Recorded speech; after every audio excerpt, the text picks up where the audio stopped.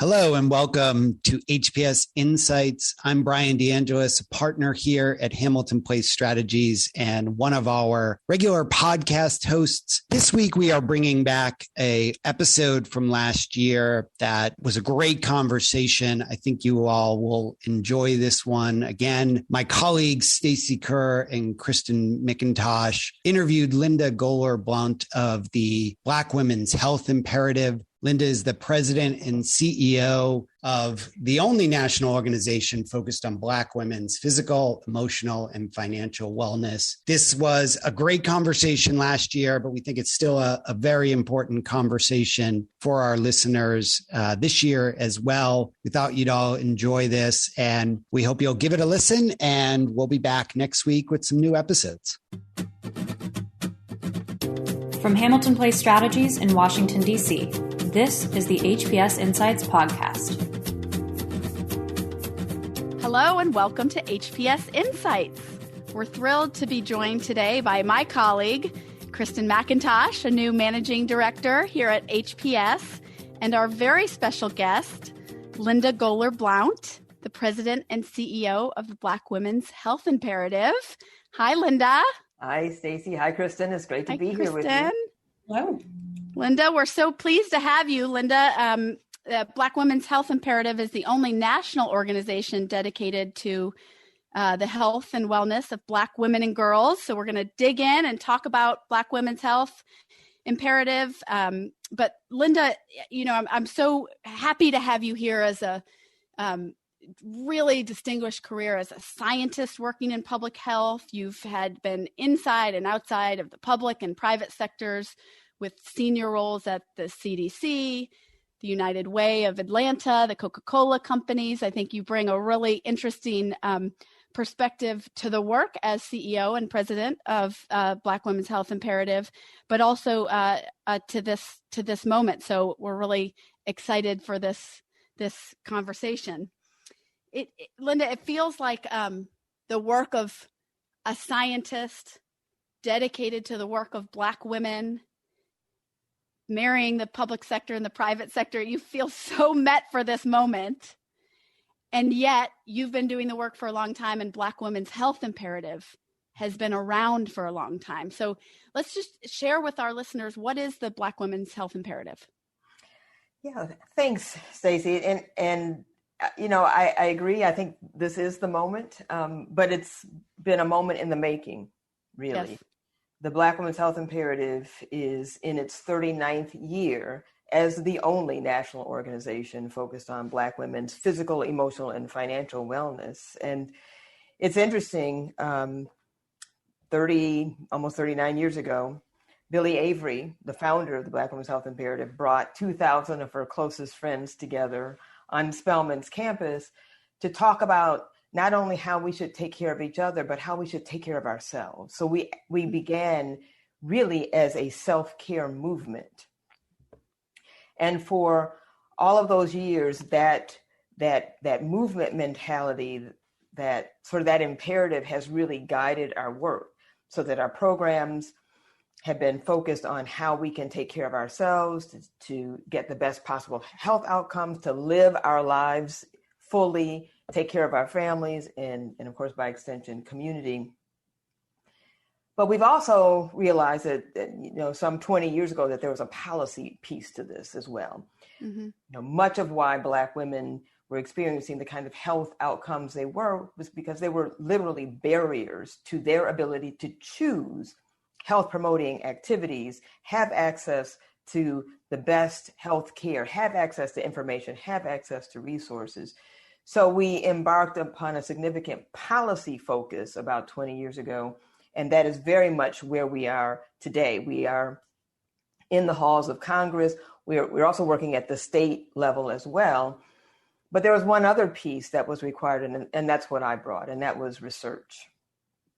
Black women, Black people are not well represented in research, as you know, and much of what we consider to be evidence, frankly, isn't applicable to us. And so it was very important for the Black Women's Health Imperative to help women understand the importance of research, but also policymakers to understand the importance of research and why Black women, Black men, the Black community, and Brown community needs to be included in research. So our focus now is on policy, reproductive health and rights, HIV prevention, chronic disease prevention, and now participation in clinical research and making sure that the provider and healthcare pipeline represents us and then serves us so we can get the best possible health outcomes.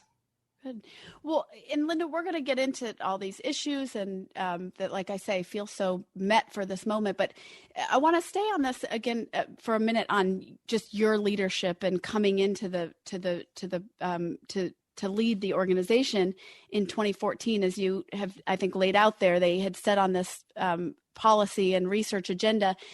Can you share a little bit about what was unique about your background? Because I know you were at the CDC and you are a scientist and you brought that experience into the organization. What do you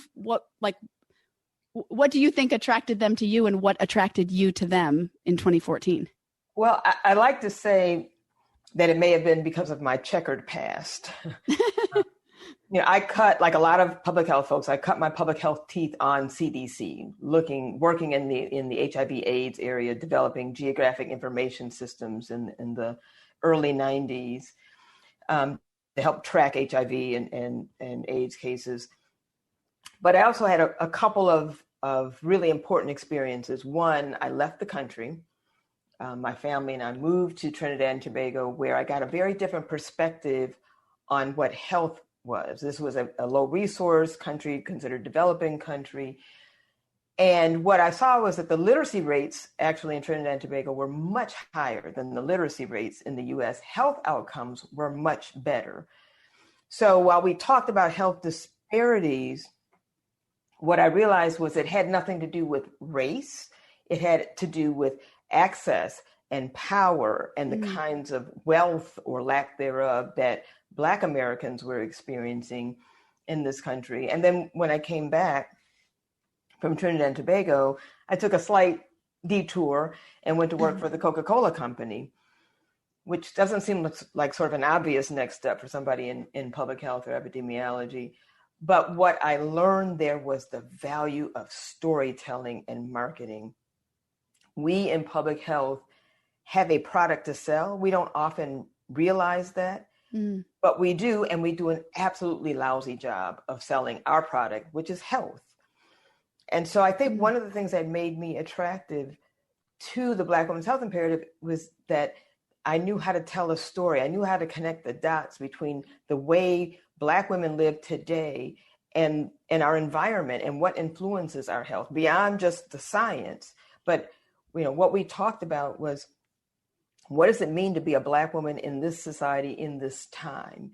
And we've used that approach to inform our work, because first we start with, no matter what we're doing, how do you feel? What is happening?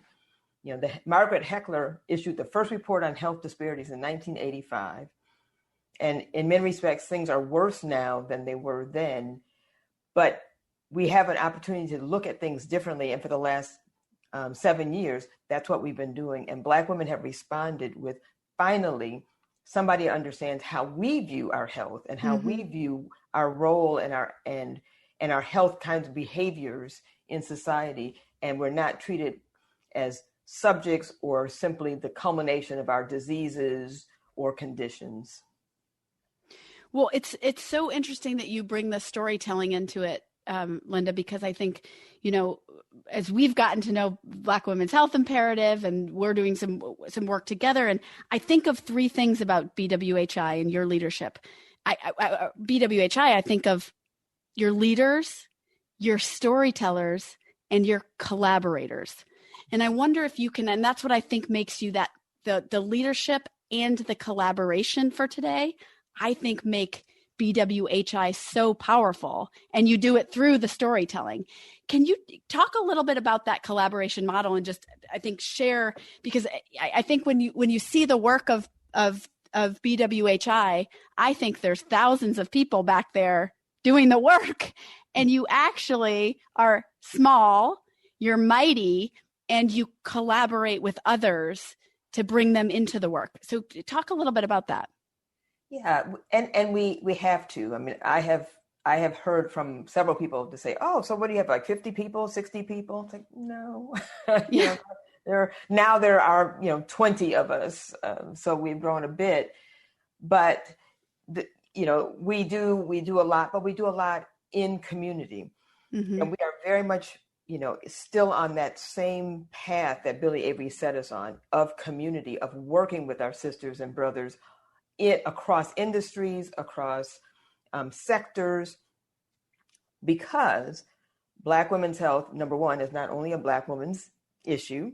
Absolutely. And Black women's health is not only a health issue. There's so much of what determines our health that has nothing to do with medical care delivery or what happens in the exam room. And so we have to partner with those who are focused on economic wellness, with emotional wellness and behavioral health in industry, across the spectrum, whether it's education or childcare. It doesn't matter. All of these things affect our health because Black women are having to make these decisions and these negotiations every day. If you don't have childcare, you're under stress. If you don't have a job, you're under stress. If you are feeling isolated, you're under stress. And what we know now from the research that we've done and our collaboration with, for example, the Black Women's Health Study, or the National Black Nurses Association, or the Coalition of 100 Black Women and others, is stress really is the number one health issue for Black women. And that is now with COVID-19 just been put in stark relief. But we know that if we can address those determinants of stress, then Black women can make the kinds of choices they need to live as healthy as they can. But we have to look at our health as it exists in society, which means it touches a number of areas, a number of factors touch our health. So we have to work with as many partners and are happy to work with as many partners as we can. Yeah, and we're gonna get into a big new collaboration coalition that you have going, and you've talked about COVID-19. So I want to jump into that and disparities. We're gonna pause there and take a quick break. You're listening to HPS Insights. Hamilton Place Strategies, HPS, is an analytical public affairs consulting firm with offices in Washington, D.C., New York, and California. HPS uses substantive analysis to understand complex topics and create public affairs tools to explain issues to target audiences and reach critical stakeholders. We achieve our clients' goals by enhancing understanding of issues, products, and companies, and ultimately improving outcomes. Learn more at hamiltonplacestrategies.com or follow us on Twitter at HPS Insight. We're back on HPS Insights, and we're joined today with Linda Goler Blount, the president and CEO of the Black Women's Health Imperative. And Linda, you've given us a great orientation to the work. And Kriston, something that we talk about a lot at HPS, and I know is on everybody's mind, is just broad health disparities, and of course, COVID-19. Yeah, absolutely. And Linda, I'd love to quickly go back to before the break, you talked about stress and how it affects the health of Black women, and also how BWHI's origin, was founded in the concept of self-care. And that's certainly something we've heard a lot about during the pandemic as folks have been isolated. But what does self-care mean, when it comes to Black women in a way that it can affect their health? Sometimes people will say, get a pedicure or relax, but what does that really look like in a meaningful way that can affect the health of Black women? Yeah, that's a really great question. And those things help, pedicures, getting away, that sort of thing. But self-care for us really has to do with how we see ourselves in society. Much of messaging, no matter what it is, whether it's health related or education or just general messaging aimed at Black women, essentially blames them for their condition. It blames them for being obese. It blames them for having hypertension. It blames them for losing children at childbirth. And so much of our self-care is focused on undoing that narrative that we are, there's nothing wrong with us. And I say this all the time, we are not broke and broke down. And that's not how Black women see themselves. We have plenty of studies where we ask Black women to define health. And they in fact define it in psychosocial terms, like I'm calm, I'm at peace, I'm in control. Avoiding disease or physical health or disease states really doesn't even enter into the conversation. And that's been validated by the Black Women's Health Study, plus our own social listening work. But what the message we get is that you're wrong. And what we say to Black women is, you are worthy, you are valuable because you did one thing this morning, you woke up. Mm-hmm. And so we try to provide tools and strategies to counter that narrative. We ask Black women, look at the evidence. What evidence do you have that something is wrong with you? Look at all of the wonderful things you've done in your life, with your family, with your friends, and take that as your evidence that nothing's wrong with you, while at the same time do practice meditation or prayer, do those calming kinds of strategies, breathe. There's a strategy called 5-7-9, where you breathe in for 5, hold for 7, breathe out for 9, to lower the cortisol levels, because we do have higher cortisol levels. There are things that we can do to calm ourselves in the moment, but the really important thing is to not internalize that negative narrative. And if we can manage not to do that, then we can do anything. That is so important. Thank you for sharing that with our listeners, Linda. The other question that I had, which I think ties into that, is how does race and gender and this intersectionality impact the quality of care that Black women get in terms of having to become their own advocates? As a Black woman, I've seen, particularly with older family members, a wide range of experiences within healthcare systems. And so I'd love for you to speak to that.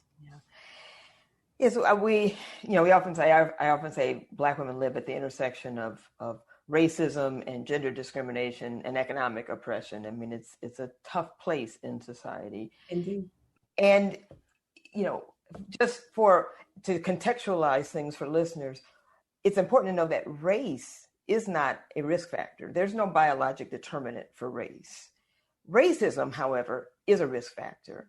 And racism shows up in a number of ways, from how you're treated when you walk in the door to your provider's office. You talk about older relatives. Yeah. Well, your 80-year-old grandmother, when she walks into the doctor's office, needs to be addressed as Mrs. Smith, not, hey, Gladys, how are you? Mm-hmm. She has to be shown respect.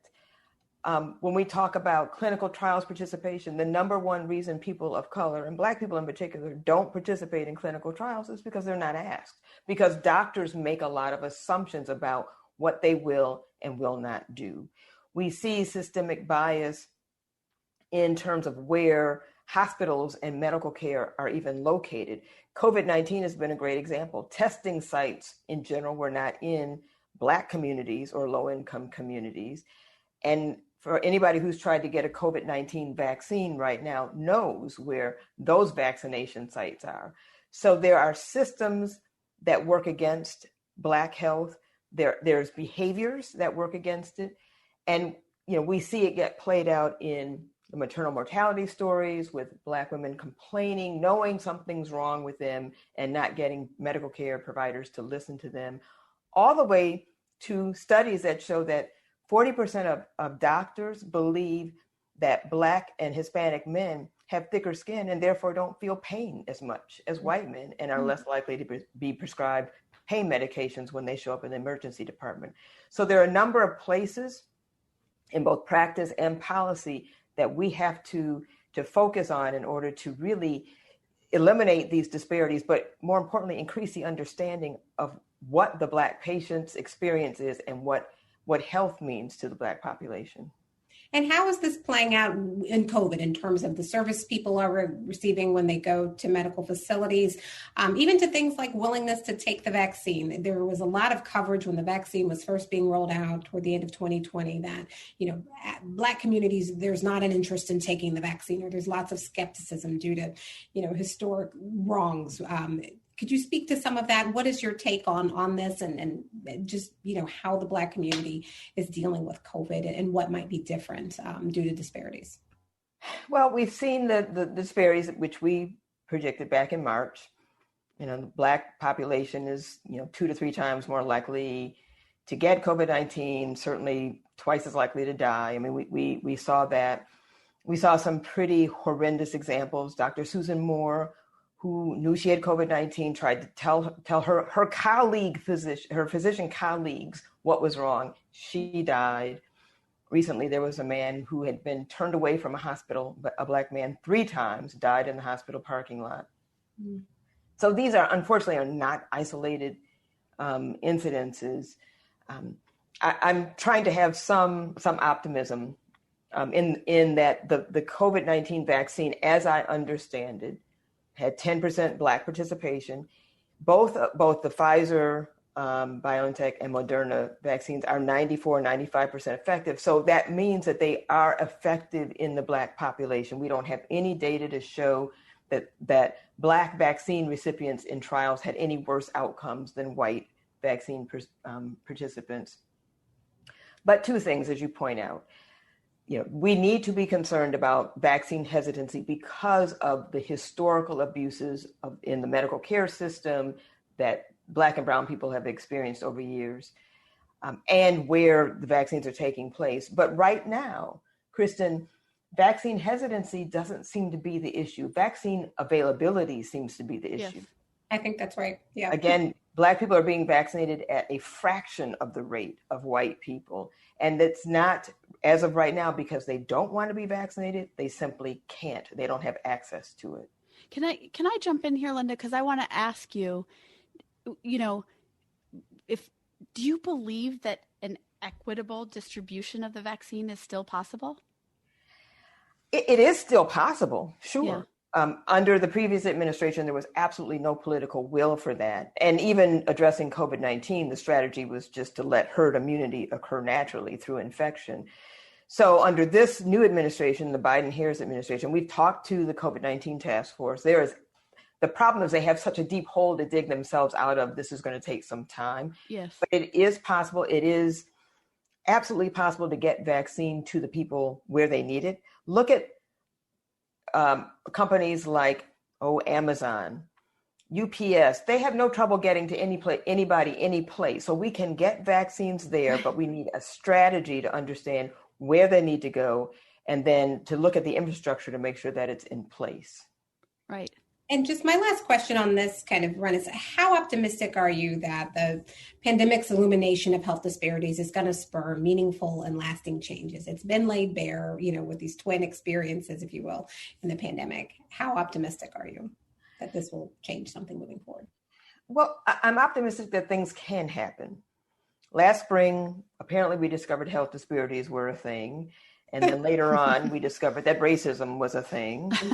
Yes. And to your point, we're going to add the third pandemic of the economic fallout. Right. So many Black women, for example, who a year ago were not even considered to be essential, are suddenly essential and now have to face an often angry and unmasked public because we can't work from home.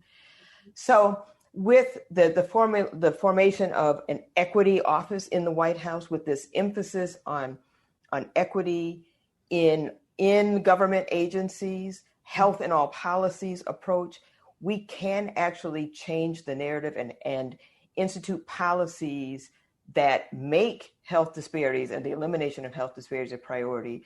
And from a policy perspective, there are a number of bills on the House floor right now and the Senate focused on eliminating health disparities that the Black Women's Health Imperative is obviously involved in. So it can happen. It's going to take political will. And I think for the first time in a long time, we actually have that political will.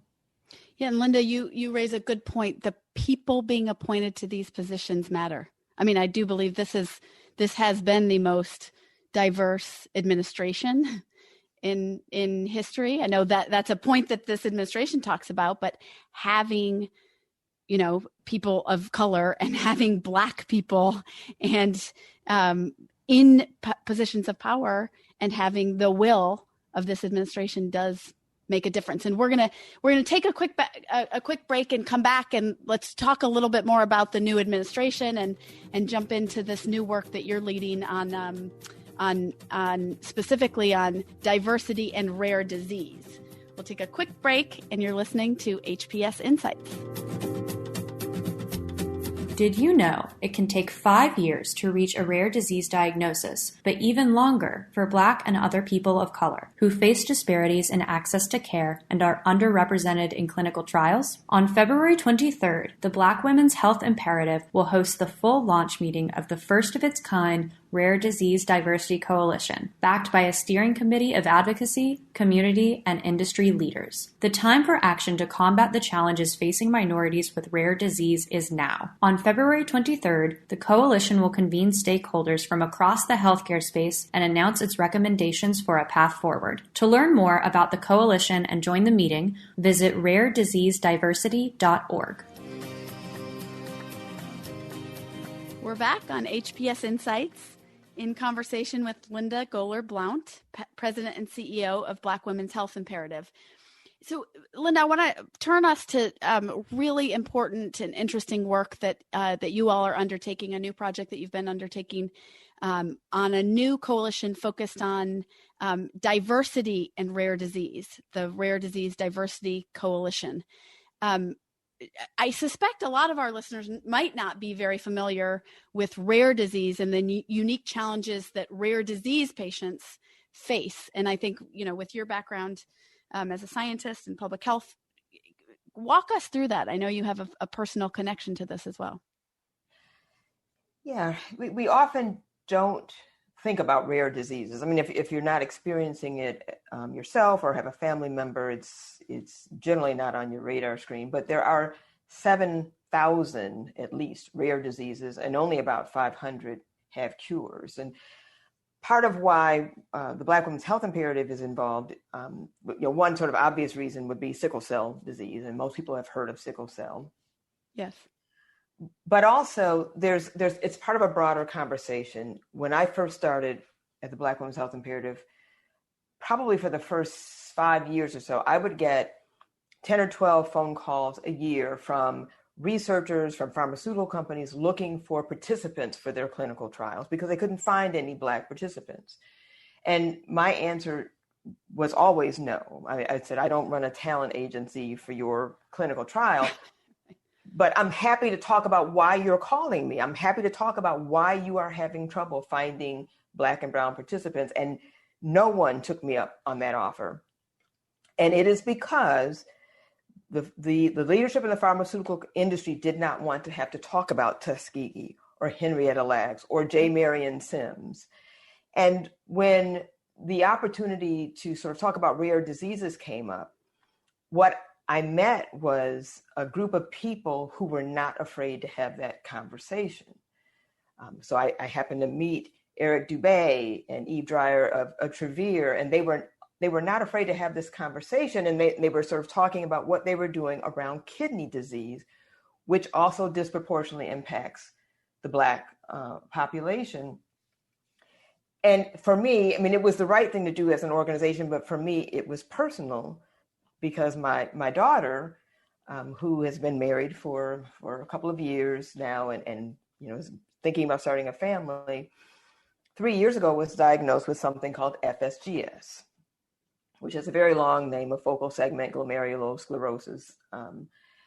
But it's a scarring of kidneys. And so her journey began with swollen ankles. And we went through this process of, it must be the heat. No, it's not the heat. Then she went to a vascular surgeon, and no, that wasn't it. And finally got a diagnosis. So if her symptoms presented in July, she got a diagnosis in November, which is unheard of. It is so fast. But and this is as an adult. She was experiencing this as an adult. Yeah, as an adult. But her father is a physician. Her mother is an epidemiologist. Those parents could pick up the phone and call department heads at leading academic institutes, right. Have plenty of friends in medical care. So her journey from symptoms to diagnosis and treatment was very short because of her parents who could stop what they were doing and focus their attention on her and make those connections. For most people, they do not have that opportunity. They don't have access to leading researchers. They don't happen to have in their own personal social network the heads of major right. healthcare systems. And so these two things sort of came together for me, and then for the Black Women's Health Imperative, to finally address the issue of why this takes so long, this journey from symptoms to diagnosis to treatment, and why we are having so much difficulty finding Black and Brown participants in clinical trials. Yeah. So that is our focus, to not only to educate the everyday woman on clinical trials and why she should participate, but really more importantly, providers and researchers on the importance of diversity and inclusion. Yeah. And let's talk more about the Rare Disease Diversity Coalition you formed. And you mentioned it was really a vision that came between you and Black Women's Health and Travere, and it's broader than just Black and Brown women. So share what was behind the idea to stand up a whole new coalition focused on diversity and rare disease.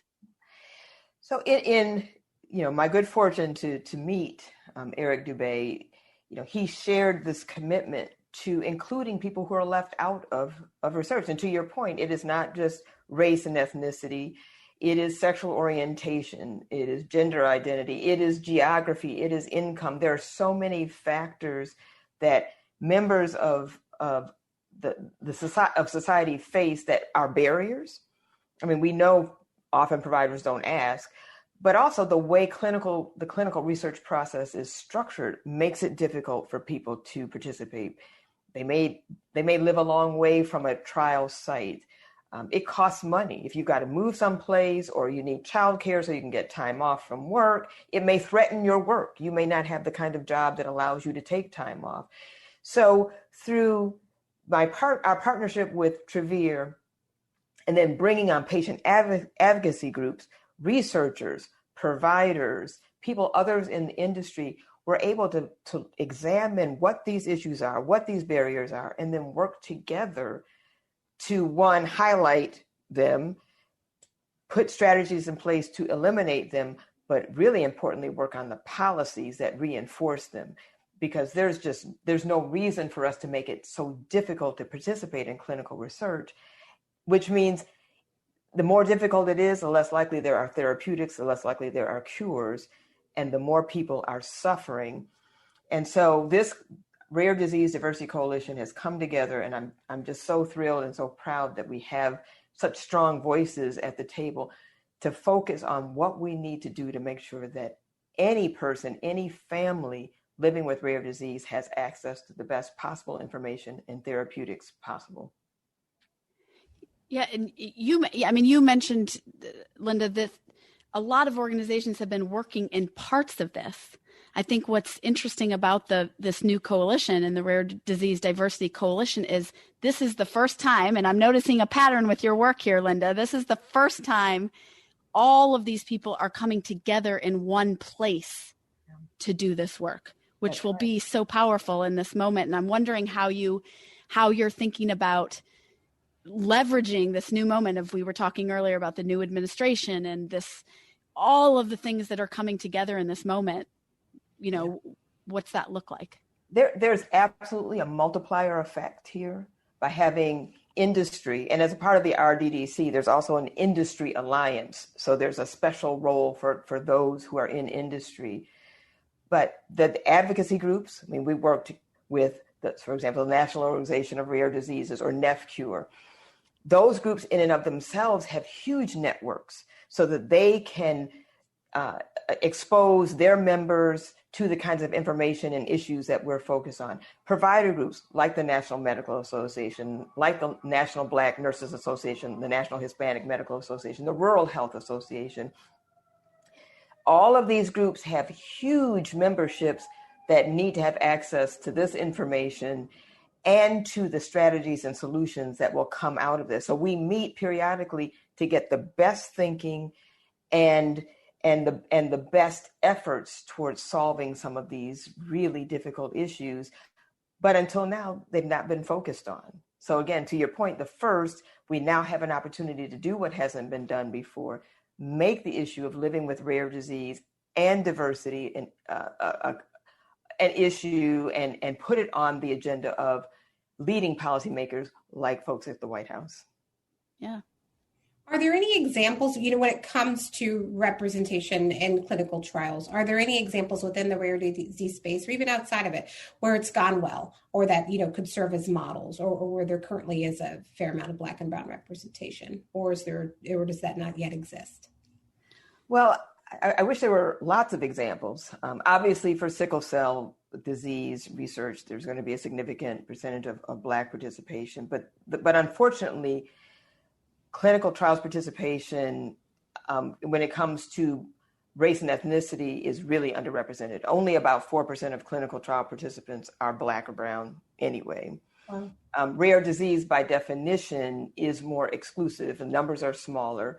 And this was part of why the RDC is really, for me, encouraging, because if you are a rare disease researcher, you're having trouble perhaps finding participants anyway, because the numbers of people with the disease that you're interested in is small.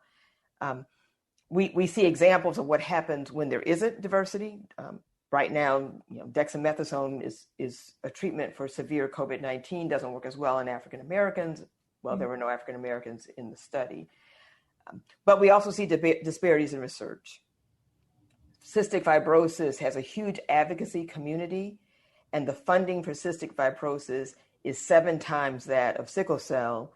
There are 30,000 cystic fibrosis patients and 100,000 sickle cell patients. So even within the advocacy group, advocacy is a luxury. You have to have the time and resources to be an advocate. So the RDDC gets to focus on a number of different aspects of diversity and inclusion and get us to the point, Kriston, where we can say, yes, there are some good examples where there was great inclusion in a rare disease trial, and look at what happened. Look at the therapeutics that came out of that.